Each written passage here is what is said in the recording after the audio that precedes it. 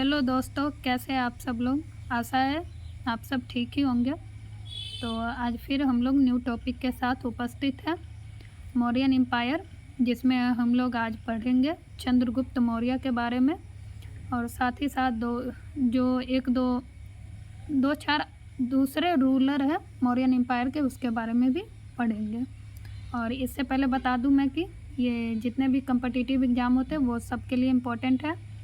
और साथ ही साथ हमेशा मैं बोलती हूँ कि पेन और कॉपी लेकर के बैठना ही है, ताकि जो भी कुछ न्यू मिले उसको ऐड ऑन करते रहना है। और ये एक बात और है, ये भी बता दूँ कि इससे पहले मैंने जैनिज़्म, बुद्धिज़्म, जितने भी है, इंडस वैली सिविलाइजेशन, ये सब पे मैंने वीडियो बना रखा है। तो अगर अभी तक आपने वो सब नहीं देखा तो जा कर के ज़रूर देखें। और ये छोटा छोटा वीडियो है, 5 मिनट, 9 मिनट, 3 मिनट, बस इतना है। इसको आप रिवीजन के पर्पज़ से भी देख सकते हैं 1.5x पे या फिर 2x पे। और चलिए तो अब शुरू करते हैं। तो मौर्यन एम्पायर, तो फर्स्ट एम्पायर इस्टेब्लिश्ड, यानी कि मौर्यन एम्पायर के जो फाउंडर थे वो चंद्रगुप्त मौर्य थे। और बोला जाता है कि इतिहास में, हिस्ट्री में फर्स्ट एम्पायर इस्टेब्लिश, जो सबसे पहला एम्पायर इस्टेब्लिश किया था वो चंद्रगुप्त मौर्य ने किया था। और इनका जो पीरियड था, कितने से कितने टाइम तक रूल किया, तो 322 BC से लेकर के 298 BC तक, अकॉर्डिंग टू ब्राह्मणिकल टेक्स्ट। अब इनके बारे में कहाँ से पता चलता है, तो ब्राह्मणिकल ट्रेडिशंस जो है, तो बोलते हैं ब्राह्मणिकल के अकॉर्डिंग बोलते हैं कि ये शूद्रा वीमेन से बॉर्न हुए थे, यानी कि शूद्र थे। और कोर्ट ऑफ नंदा डायनेस्टी में, नंदा राजा के यहाँ पैदा हुए थे। लेकिन वही बुद्धिस्ट ट्रेडिशन है वो बताता है कि चंद्रगुप्त मौर्य जो थे वो क्षत्रिय थे।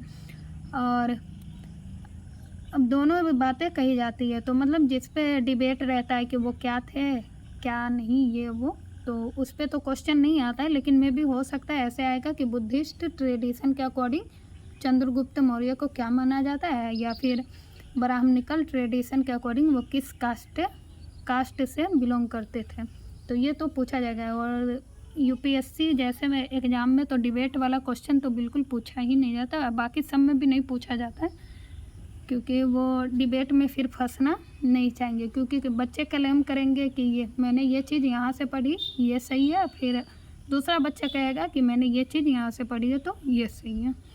तो वो सब बात में नहीं पढ़ते, चले आगे बढ़ते हैं। Except Kerala, Tamil Nadu and some part of north east India, यानी ये जो है इतना छोड़ करके मौर्य जो थे वो पूरे सारे सब कॉन्टिनेंट में रूल किए थे।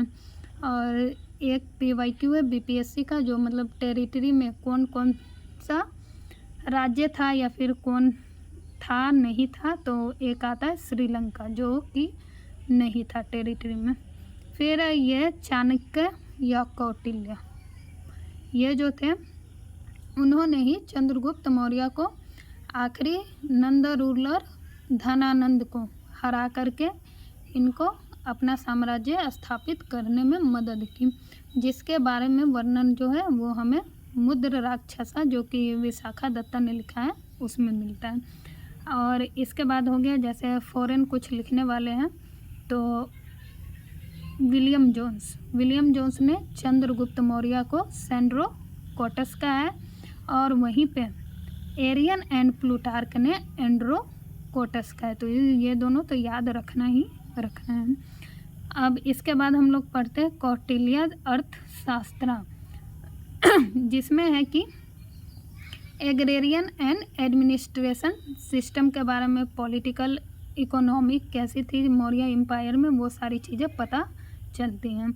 इसी में दिया हुआ है Saptanga theory, 7 elements of state,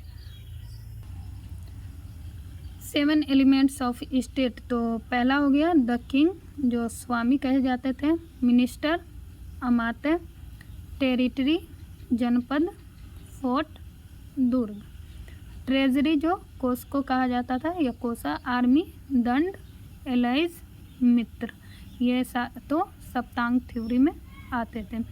इससे आगे हम चले तो आर्कियोलॉजिकल रिमेन्स मिले हैं जो बुलंदी बाग और कुम्हरार नियर पटना के नज़दीक में बुलंदी बाग और कुम्हरार में मिले हैं, जो बताया जाता है कि चंद्रगुप्त मौर्य का जो पैलेस था तो वो मेड ऑफ वुड, ये भी आ चुका है।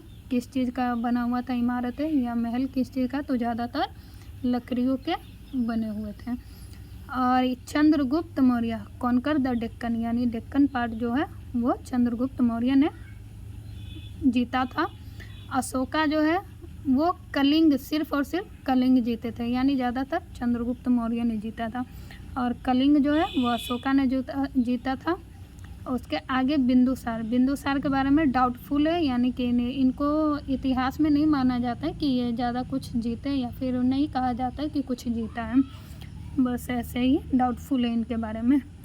इनको डिस्क्राइब्ड एज एनोइंटेड क्षत्रिय, और इनके बारे में दिव्य वादना बुद्धिस्ट अकाउंट से पता चलता है हम लोगों को बिंदुसार के बारे में।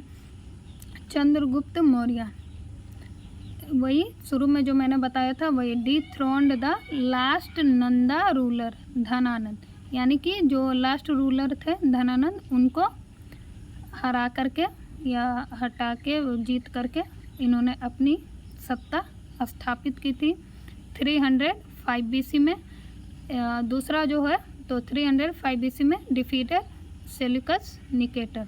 सेल्यूकस निकेटर को हराया था, जिसमें सेल्यूकस निकेटर ने बदले में बहुत सारा मतलब हरजाना भरा था, क्या बोलते हैं उसको, हॉर्सेस दी थी, सोना चांदी और पता नहीं क्या क्या दिया था। और इसने सेल्यूकस निकेटर ही ने मेगास्थनीज को चंद्रगुप्त मौर्य के दरबार में भेजा था। मेगास्थनीज की बुक है जो है इंडिका है। अब चंद्रगुप्त मौर्य इनके बारे में इंस्क्रिप्शन जो है कौन सा रिलेटेड है, तो इनके बारे में इंस्क्रिप्शन जो मिलता है वो Junagadh rock inscription of Rudra दमन से मिलता है, पता चलता है। और साथ ही साथ Jataka story of Buddha's previous life, यानी कि जताका स्टोरी जो है उसमें बुद्धा पिछले जन्म में क्या थे उसके बारे में लिखा गया है, और इसी स्टोरी में चंद्रगुप्त मौर्य के बारे में भी बताया गया है। और ये मौर्यन एम्पायर में जैसे क्या हुआ था, तो ट्रेड फ्लरिश हुआ था, agriculture was regulated, weight and measures standardize हुआ था, और यहीं से ही मनी का यूज शुरू हुआ था। तो इससे ज़्यादा टाइम का मैं अभी वीडियो नहीं बना सकती, क्योंकि यूट्यूब के माध्यम से अभी उतना, जैसे बोलते हैं चैनल जब तक मोनेटाइज नहीं होता है और सब्सक्राइबर नहीं बढ़ते तब तक उतना नहीं बनाया जाता है। मैक्सिमम हम लोग 15 मिनट का ही बना सकते हैं। तो आप सबसे रिक्वेस्ट है कि वीडियो अच्छी लगे लाइक करें, कमेंट करें, कैसी लगती है ये तो बताना, इससे मोटिवेशन मिलता है ताकि मैं आगे वीडियो बनाती रहूँ। और आप सबको किस टॉपिक पे वीडियो चाहिए ये भी ज़रूर बताइएगा। और फ़िलहाल मैं भी अभी पढ़ाई कर रही हूँ, एक अटेम्प्ट मैं दे चुकी हूँ लेकिन नहीं हो पाया, और आगे देखते हैं फिर क्या होता है। वैसे साथ में मैं प्लान बी भी लेके चल रही हूँ, और मैं जॉब भी कर रही हूँ, तो चलिए देखते हैं। अगर आप लोगों को कोई डाउट है, क्वेरीज़ है तो बता सकते हैं। और ये जो है मैंने जो नोट्स बनाए हैं उसका अगर PDF चाहिए तो आप लोग कमेंट में बिना किसी झिझक के पूछ सकते हैं, मैं नोट्स प्रोवाइड ज़रूर कर दूँगी। तो चलिए आज का वीडियो यहीं पे, फिर मिलते हैं किसी नए वीडियो में, और तब तक के लिए पढ़ते रहिए, मुस्कुराते रहिए और अच्छे से जीवन जीते रहिए। चलिए, हैव अ नाइस डे। जय हिंद, जय भारत।